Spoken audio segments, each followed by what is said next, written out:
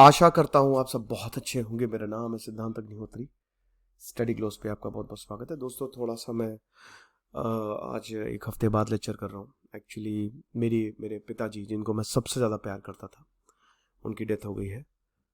24 दिसंबर की रात को ये हादसा हुआ और मुश्किल था मेरे लिए बहुत, बट जैसे मेरे पिताजी कहते थे कि the show must go on, थोड़ा सा मैंने भी माइंड डाइवर्ट करने के लिए मुझे लगा कि शायद काम पे लौटना अब ज़रूरी है।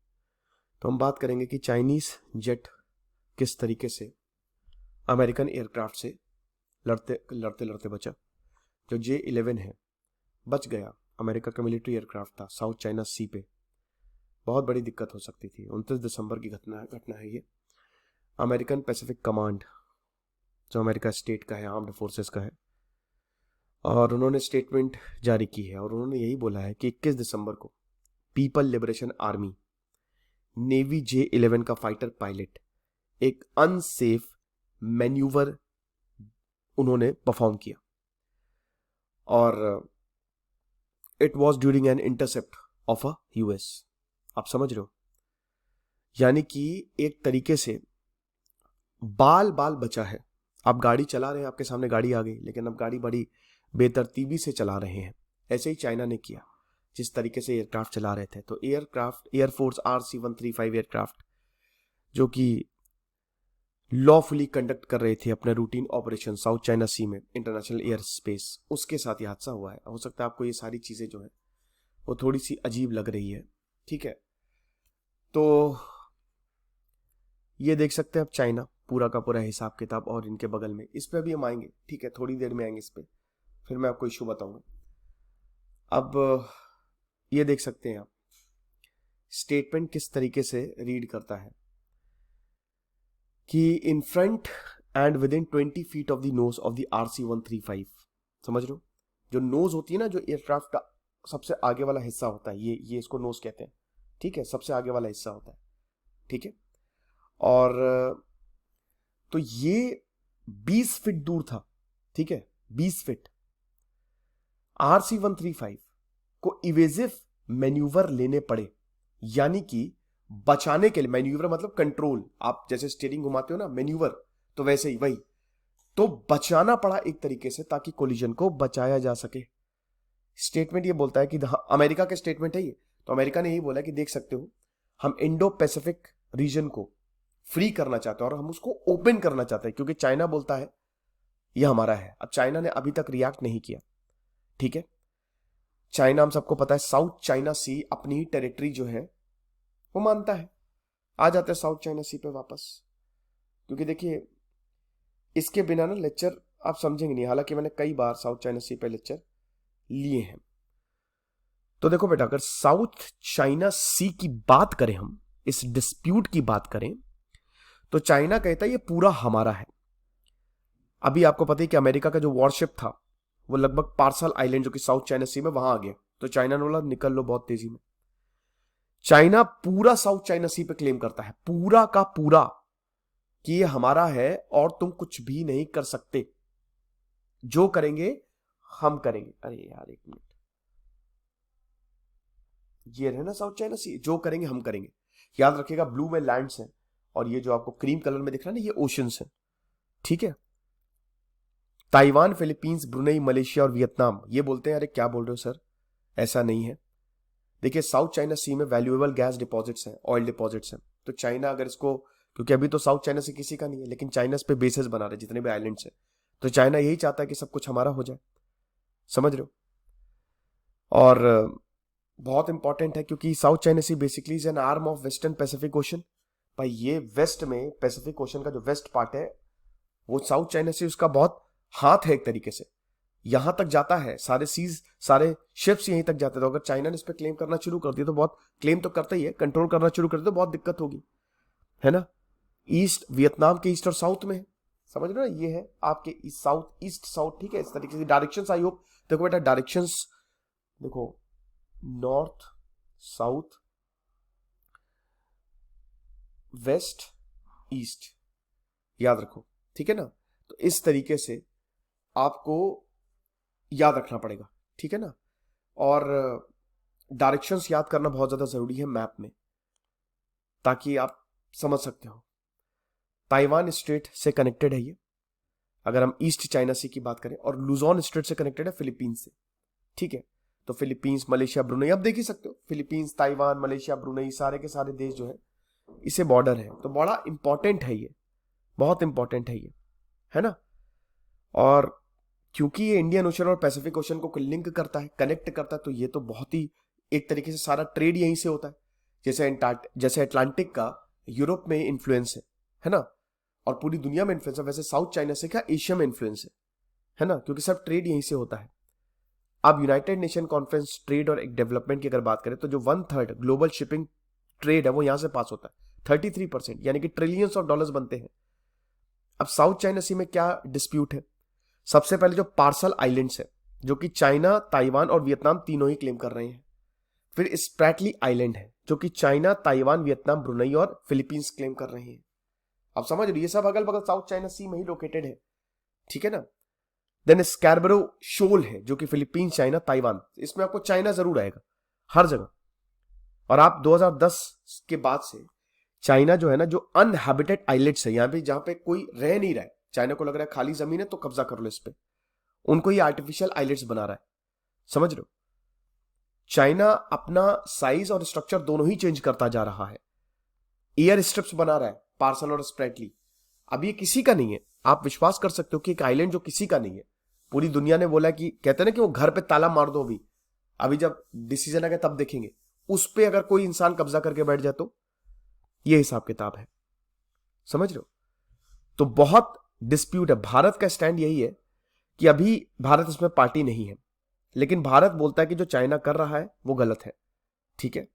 हालांकि चाइना का खुल का विरोध भारत ने कभी नहीं किया है, यह भी मैं आपको बता दूं, क्योंकि एक्ट ईस्ट पॉलिसी के हिसाब से भारत ने डिस्प्यूट्स को इंटरनेशनलाइज करना शुरू कर दिया है, ताकि चाइना को अपोज किया जा सके, ठीक है। तो ये हिसाब किताब है। तो अभी आई होप साउथ चाइना सी का आप डिस्प्यूट पूरा समझ ही गए होंगे।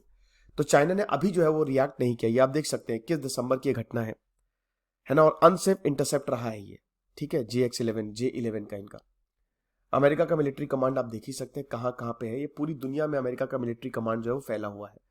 पैसिफिक कमांड की अगर बात करें तो उसका हेडक्वार्टर आपको होनोलुलु में दिखेगा। तो अफ्रीका कमांड भी है, सदर्न कमांड भी है। अमेरिका ने भी अपने बेसेस जो है वो हर जगह एक तरीके से स्टैब्लिश करके रखे हुए हैं। तो अमेरिका का जो एयरक्राफ्ट था RC-135, it was on routine mission, वो एक रूटीन मिशन पे था साउथ चाइना सी पे, क्योंकि वो जो भाई देखो, चाइना को कंटेन करने के लिए ना यहाँ पे हर कोई अपने जहाज उड़ाता रहता है, and it was intercepted bye Chinese fighter jet. अब चाइनीज फाइटर जेट ने बोला कि अरे ये तो प्लेन आ रहा है आगे से, ये तो फाइटर एयरक्राफ्ट आ रहा है। अब अमेरिकन मिलिट्री ने रिवील नहीं किया कि नेचर क्या है मिशन का, ठीक है।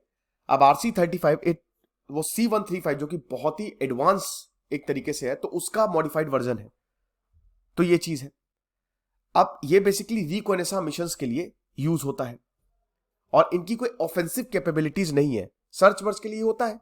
तो ऑफेंसिव कैपेबिलिटीज नहीं कि ऐसा नहीं कि बहुत मतलब मार दिया किसी को।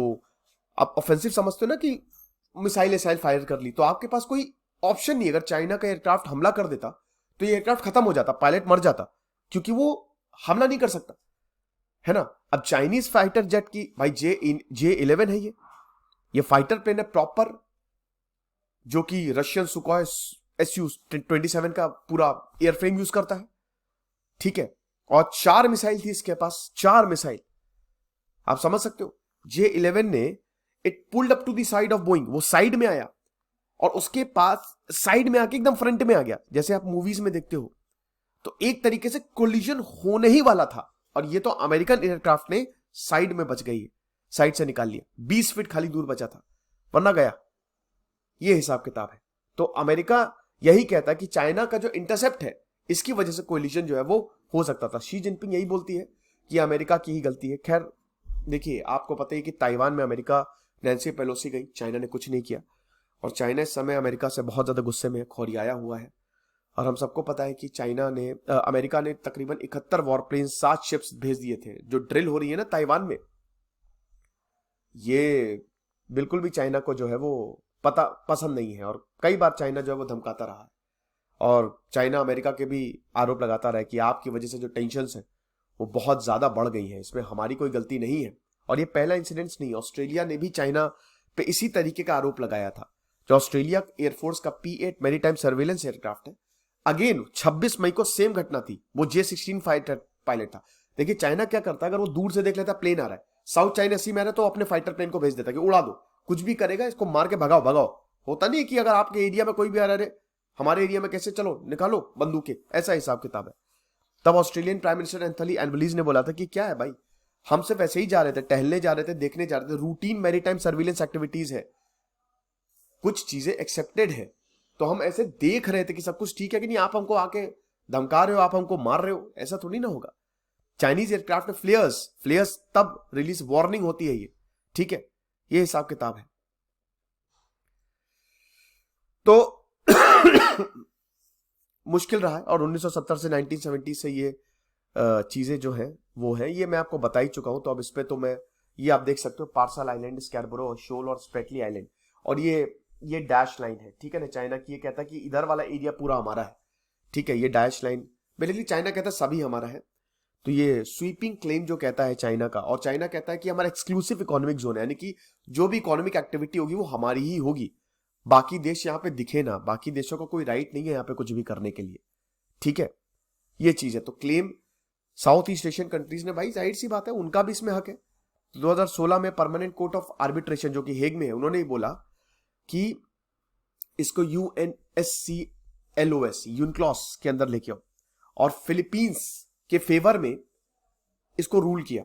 देखिए अब आपको बता दूं कि चाइना जो है वो it is the signatory of UNSCLOS। अच्छा, अब आप बोलेंगे सर ये यूनक्लॉस क्या होता है? UN, अब देखो बेटा, United Nations conventions on the law of seas, समुद्र पे जो लॉ होता है ना, वो यूनाइटेड नेशन ने हर चीज पे लॉ बनाया है, ठीक है, कि कौन किस पे कितना आधिपत्य है, कोई आइलैंड अगर है वो किसका होना चाहिए।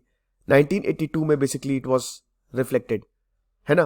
तो एक इंटरनेशनल एग्रीमेंट है जो कि एक लीगल फ्रेमवर्क स्टैब्लिश करता है मैरीटाइम एक्टिविटीज के लिए। कल को कोई भी शिप जो है वो इलीगली अगर किसी जैसे बाउंड्री है, अगर वहां पे घुस गया तो फिर क्या कर सकते हो आप?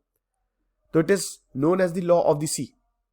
5 मेन जोन्स को इसको डिवाइड करता है। सबसे पहले internal waters, territorial sea, contiguous zone, और 2 मैं भूल गया, हाँ एक एक्सक्लूसिव इकोनॉमिक जोन है, बाकी मुझे याद नहीं, एक भूल गया मैं, आप देख लीजिएगा उसको, ठीक है।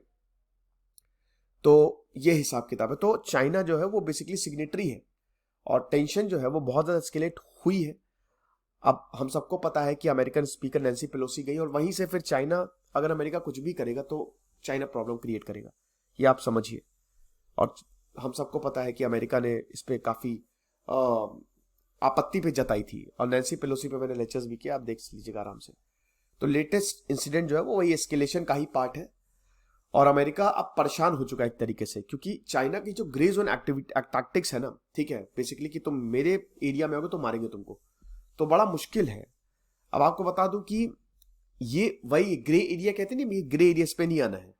अब चाइना का देखिए, चाइना ने क्या किया, चाइना देखिए एक जो समझदार इंसान है, जैसे अगर आपके पास greater power comes greater responsibility, जैसे आपके पास बंदूक है और इंसान अगले के पास कुछ नहीं है और वो जबरदस्ती आपसे लड़ा है, तो आप बंदूक नहीं निकालोगे, आप समझदार हो, आपके पास पावर है, तो आप समझदारी से डील करोगे। बट वो इंसान को लगेगा कि हम तो जीत गए, क्योंकि ये इंसान वो आपकी शराफत को आपकी कमजोरी समझ लेगा। लेकिन जिस दिन आपने बंदूक निकाली उसका गेम खत्म। यही चाइना कर रहा है। चाइना को लगता है कि अगर कोई देश नहीं बोल रहा है तो वो उसकी कमजोरी है। तो ये ग्रे जोन टैक्टिक्स बड़ी मुश्किल है। अब ये क्या करता है ना, ये पॉलिटिकल ऑब्जेक्टिव भी रीच कर लेता है और आर्म कॉन्फ्लिक्ट भी नहीं होती है। हालांकि अभी तक चाइना ने इस पर रिएक्ट नहीं किया है, बट देखेंगे क्या होता है। फिलहाल ये लेक्चर था, आई होप आपको समझ में आया होगा। Thank you so much.